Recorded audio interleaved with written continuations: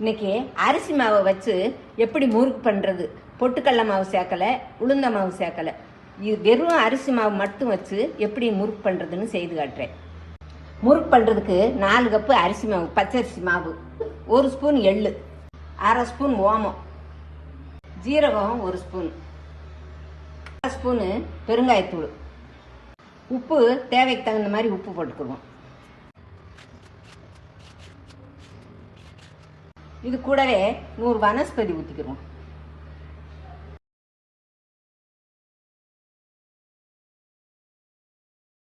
பாருங்க, நல்லா இப்படி பிடிச்சோம்னா இப்படி இருக்கணும்.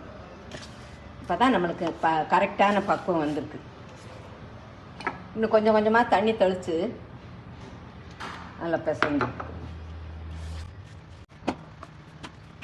முறுக்கு மாவு ரெடி ஆயிடுச்சு.